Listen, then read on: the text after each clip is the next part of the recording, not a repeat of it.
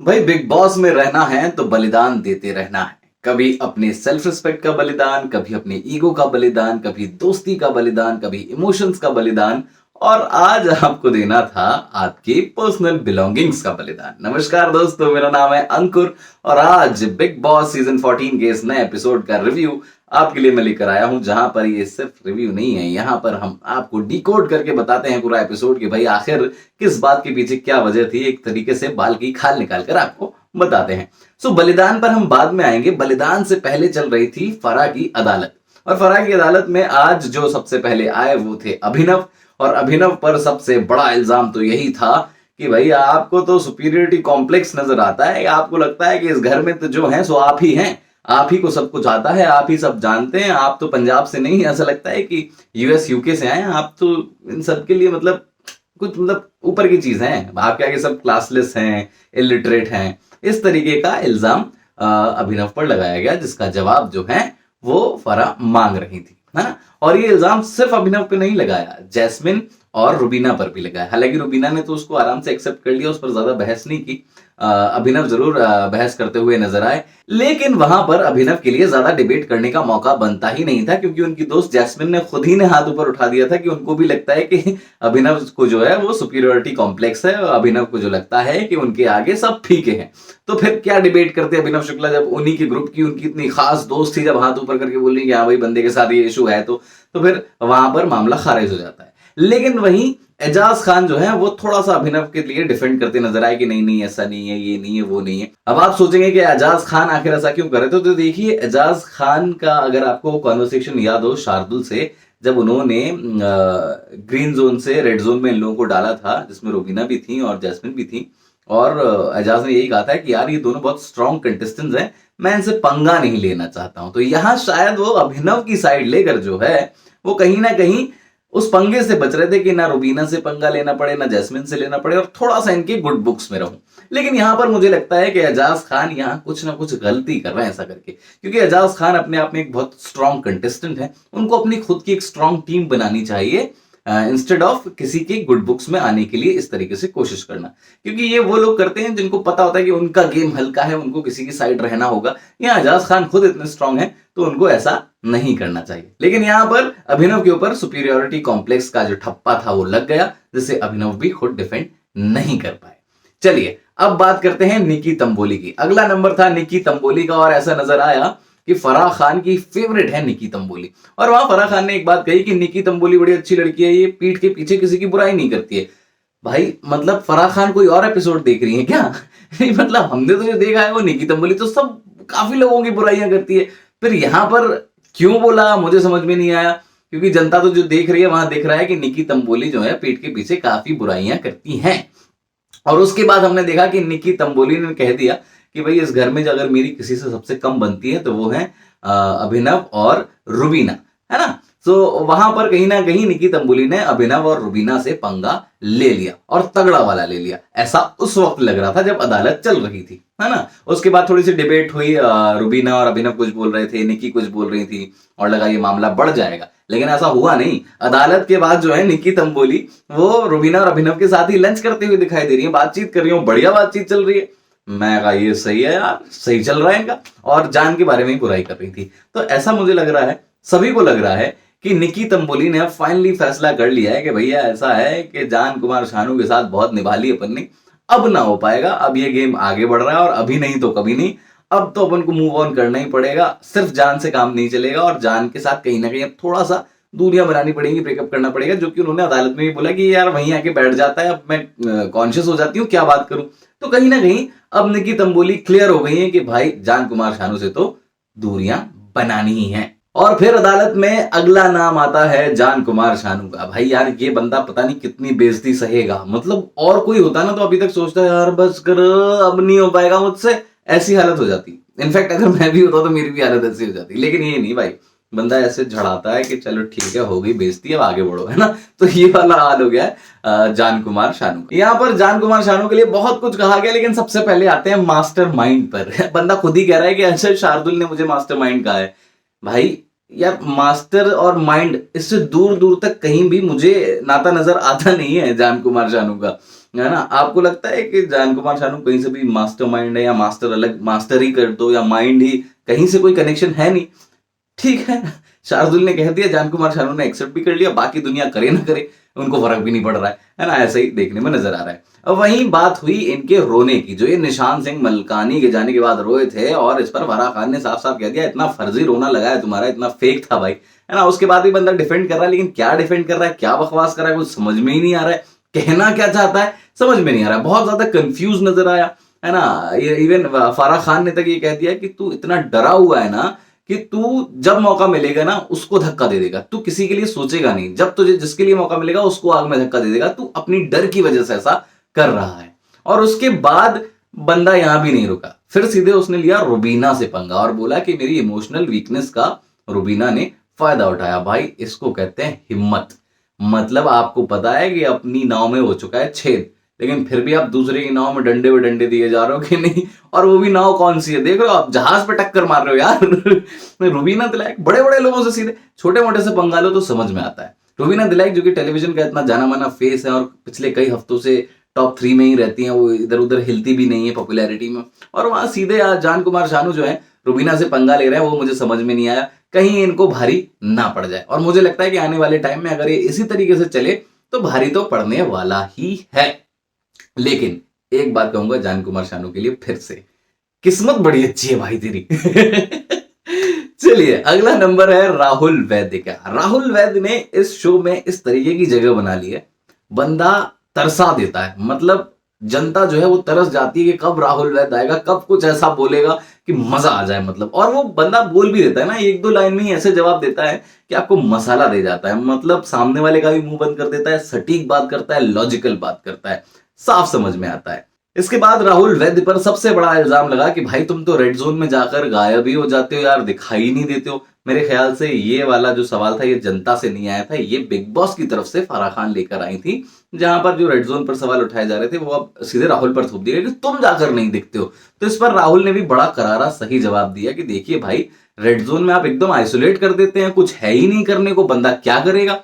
और इनफैक्ट अभी हमने भी जो देखा है कि इस हफ्ते तो बेचारे को मौका भी नहीं मिला ना किसी टास्क में कुछ करने का, तो क्या ही कर लेगा वो घर में, वहां काउच पे बैठा बैठा रेड जोन में, क्या थोड़ी देर माथे पे हाथ रख लेगा, फिर इधर हाथ रख लेगा, दो चार बातें कर लेगा, इससे ज्यादा क्या करेगा बंदा, कुछ नहीं कर सकता, है ना। इसके बाद फराह खान ने एक बड़ी इंपॉर्टेंट बात कही राहुल वैद्य से, और वो मुझे लगा कि बहुत जरूरी भी थी। कहीं ना कहीं ऐसा लग रहा है कि फराह खान जो है वो राहुल वैद्य का गेम पसंद कर रही हैं। उन्होंने ये तक कहा कि मुझे एक्सपेक्टेड नहीं था बट तू बहुत अच्छा खेल रहा है, और शायद इसीलिए वो राहुल वैद्य को बार बार एडवाइस दे रही थी कि बस अपनी जुबान पर थोड़ा सा कंट्रोल रख, तू बाकी बातें अच्छी करता है, आखिर में ऐसी बात कर जाता है कि वो बिगड़ जाता है। तो कि 4 बातें तेरे दिमाग में चल रही ना, तो सोच, फिर उनमें से 2 बोल, है ना, बाकी 2 तू रख ले जो तुझे लगता है कि हर्ट कर सकती है। क्योंकि सीनियर जर्नलिस्ट ने भी सवाल उठाया कि यार तुम कभी नेपोटिज्म का मुद्दा उठा लाते हो, कभी तुम ये जैस्मिन के कपड़ों पे आ जाते हो। जैस्मिन के कपड़ों से याद आया कि चलिए finally once and for all finally Rahul Vaidya ने ये क्लियर कर दिया कि भाई मेरे कहने का मतलब ये था, एग्जैक्टली ये था, एलेबोरेटेड वे में सब कुछ बता दिया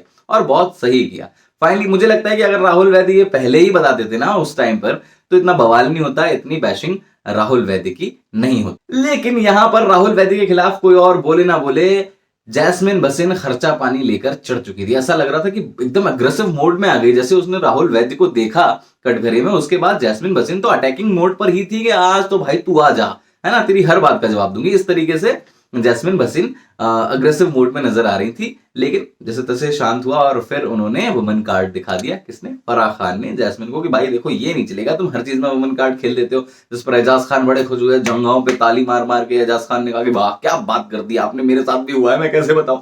ये हालत है एजाज खान की, नजर आई, है ना। इसके बाद जैस्मिन निकी तंबोली में बड़ा आश्चर्य हुआ यार कि यार ये लड़की अभी 2 दिन पहले कह रही थी कि आप जो है न्यूट्रल फ्रेंडशिप बोल रहे हो, मैं आपके लिए ये सोचती हूँ वो सोचती हूँ, रोने लगी थी, सब कर रही थी, राहुल वैद्य बेचारा उसको समझा रहा था, और यहाँ पर वो भी खर्चा पानी लेकर चढ़ गई। हाँ ये ऐसे ही बोलता है, ये ऐसे करता है, इसका कुछ वो नहीं है, ये नहीं है। अरे भाई यार, ये निकी तंबोली मेरे समझ तो आती नहीं है, आपके आती है तो आप मुझे बता देना।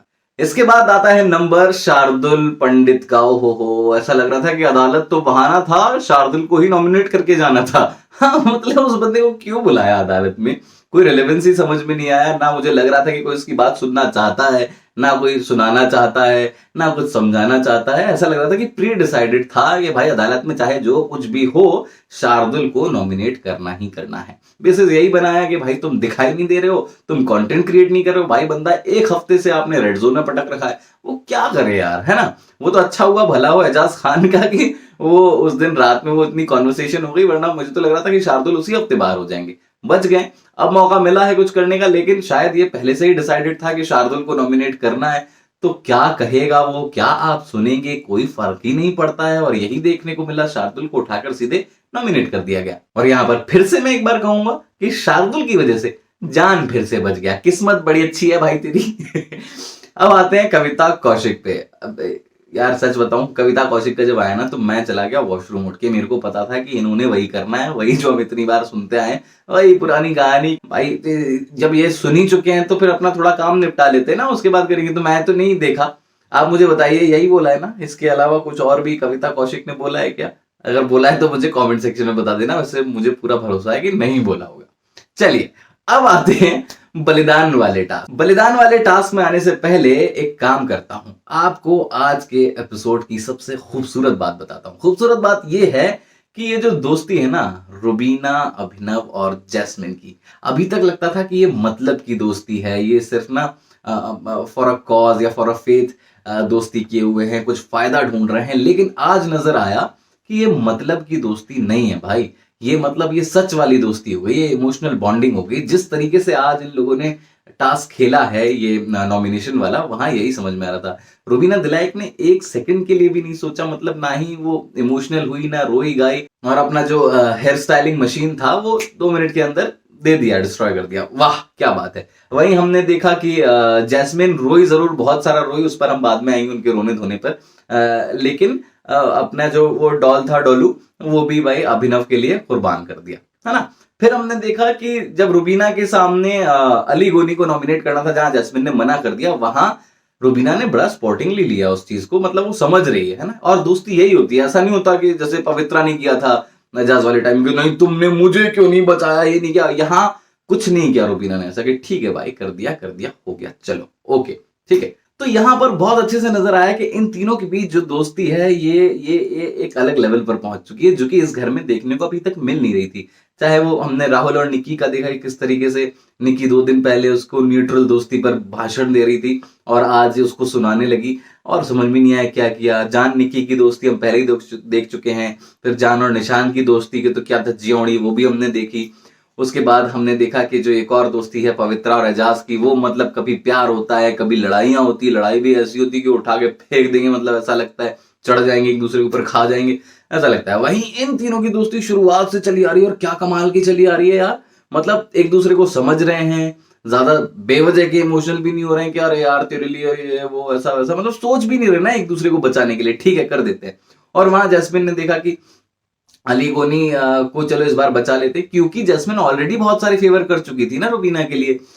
वहां रेड जोन से बचाया, सेव किया, ठीक है।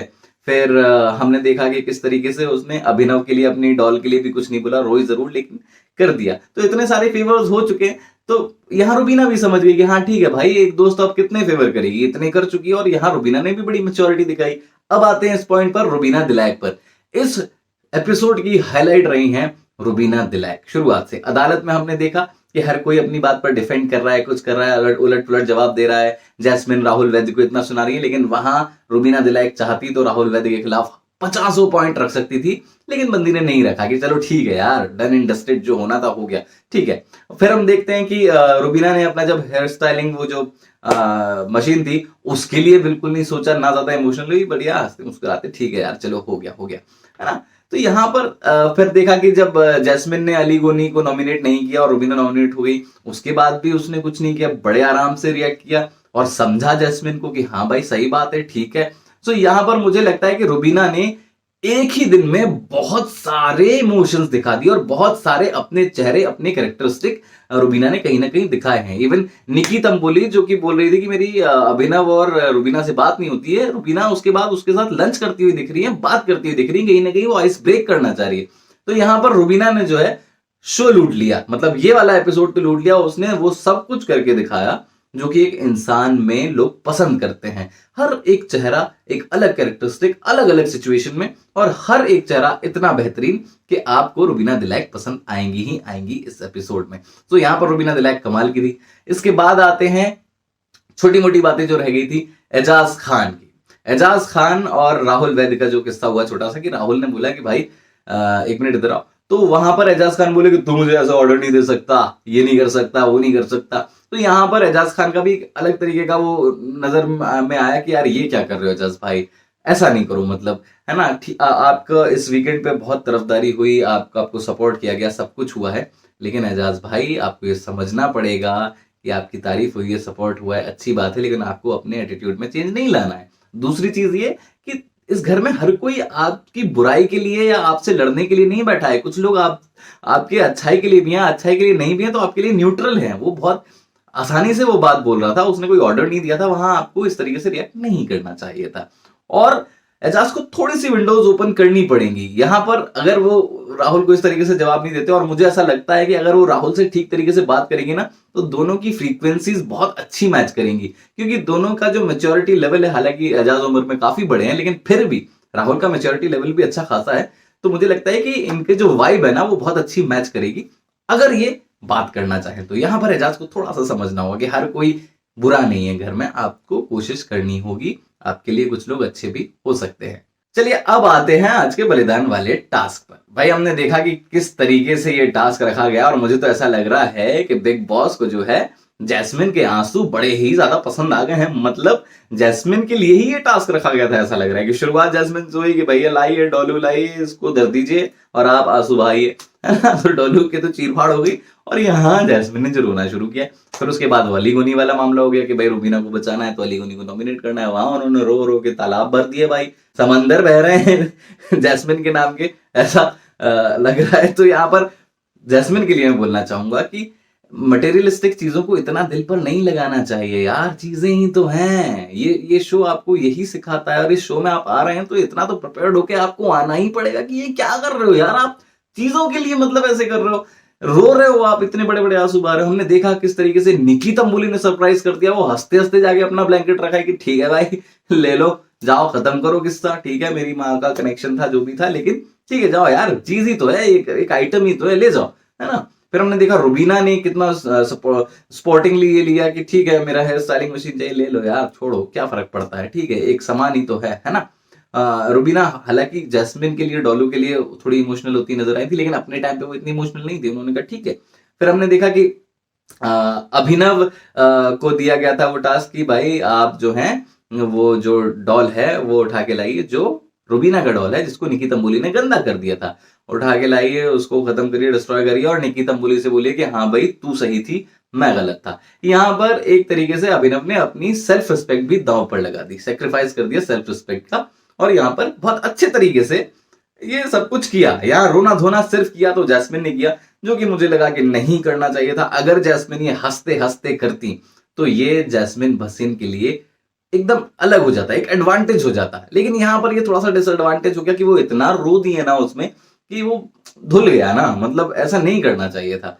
यहाँ जैस्मिन भसीन के पास शाइन करने का मौका था, लेकिन कहीं ना कहीं उन्होंने मिस कर दिया। अगर वो इतना रोती नहीं, इतना आंसू नहीं बहाती तो ज्यादा बेटर होता, ऐसा मुझे लगता है। आपको भी लगता है तो मुझे कमेंट सेक्शन में जरूर बताइएगा, क्योंकि मुझे ऐसा लगता है कि जैस्मिन भसीन जब ठीक है नेचुरल चीजों पर रोती हैं, कि जब वो क्यूट लगता था कि मेरे कपड़े नहीं धुल रहे हैं, वो क्यूट लग रहा था, लेकिन यहां पर वो क्यूट नहीं लग रहा है। यहां पर ये टास्क ही ऐसा है, और आप चीजों से दिल लगा बैठेंगी, सामान से तो कैसे चलेगा यार जैस्मिन, ये बिग बॉस है, समझ रहे हो। बाकी अब बात करते हैं जान कुमार शानू के लिए। ये रहा है सबसे इजी, मतलब जान कुमार शानू के लिए तो हलवा हो गया यार, मतलब निकी तंबुली को क्या फर्क पड़ता था, ब्लैंकेट थल्ले जा। तो यहाँ मुझे लगता है कि जान कुमार शानू की किस्मत जो बेहतरीन चल रही है कि मतलब वो अदालत में बच गया। फिर ये नॉमिनेशन टास्क में भी इतना सिंपल सा बिग बॉस ने मांग की कि कोई भी पूरी कर देता, और निकी तंबुली ने भी हंसते खेलते कर दी कि भाई ले जाइए यार, खत्म करिए। जान को, मेरे को जान पसंद नहीं है, मैं भरोसा नहीं करती, लेकिन इतना तो कर ही सकती हूँ, ब्लैंकेट तो दे सकती हूँ, कोई भी दे देगा, है ना। तो यहाँ पर ऑल इन ऑल यही रहा है कि जान कुमार शानू की किस्मत अच्छी रही है।